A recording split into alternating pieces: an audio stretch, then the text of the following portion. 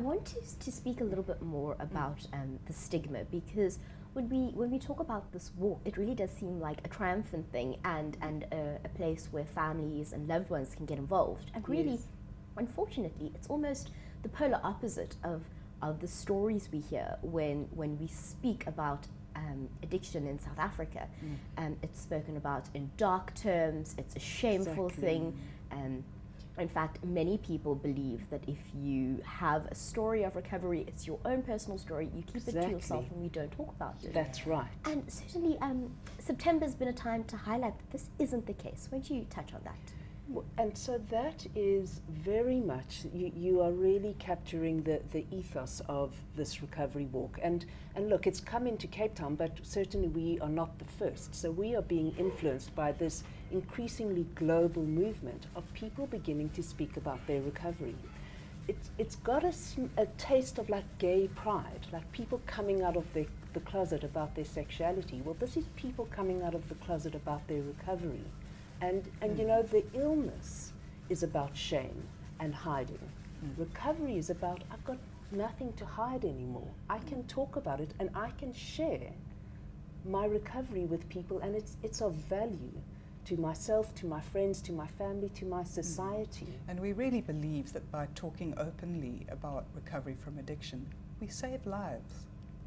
You know, it sends such a message of hope, and a message that actually there is a way forward from this terrible illness of addiction that can keep people very, very squashed down, trapped and shamed, stuck. and of course active addiction. Of course, all those terrible things happen.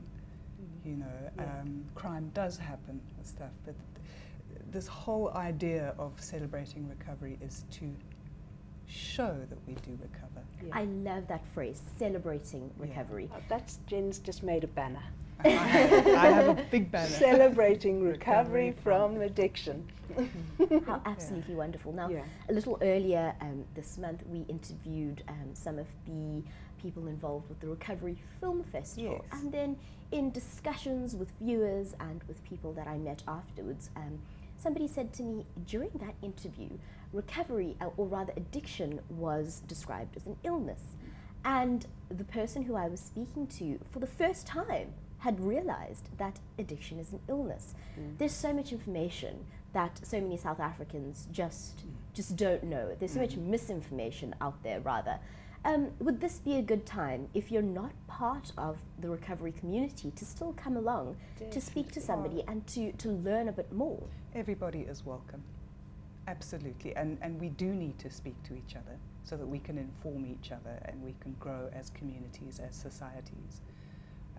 Definitely, children are welcome. You know, it's a real happy occasion. Yeah. Yeah. Yeah. And what's nice is that in Africa, to the best of my knowledge, there are 3 recovery walks happening for the first time. The one is in Johannesburg, which is coming this Saturday, and then there's us, and then there's a recovery walk in Ghana, which is just fantastic. Yeah. So it's spreading, and It's spreading. that's what is a good thing. Yes. Yeah. And Jen, you were saying that in Philadelphia, there was recently, in the United States of America, there was Last a walk. year's March, yeah. And last there were year's how walk. many people? So in Philadelphia in 2014, there were 23,000 people celebrating recovery from addiction. How extraordinary. Which is just, for me, that's just So, I mean, if you brilliant. could just imagine that happening in South Africa, like what that would mean for us as a country. Yeah.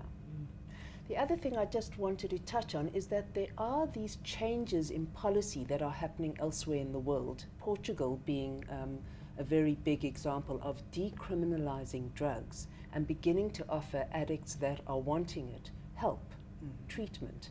And also we had read about a police station in America where you can take your drugs into the police station and they put you in treatment to help you deal with your disease. So it really is this change in perspective of illness being treated rather than put into jail. Or rather than imprisoned. punish. Tell us Yes. what the South African situation would be. So, of Oh. course, we know it's not ideal, and Yes. a South African who walked into a police station with their drugs probably wouldn't be no, sent they would to be treatment. arrested. No. Right. no. Yes. This needs to change. It Yes. does need to. And people get confused with decriminalisation and legalisation, because it's not a legalisation, it's a decriminalisation. Yeah. So each individual that is found with a narcotic or an illegal substance will be evaluated. Yeah. You know, so it really, just moving it to the public health system is proving, I mean, Portugal is the prime example, and they've been doing it for 12 or 14 years. And the results from it have been surprising, because the number of overdoses has dropped, the crime level has dropped. So and there are studies about it and documents that people can look at that really do show that this change of attitude, this shift of attitude, makes an enormously beneficial change to society. Yeah.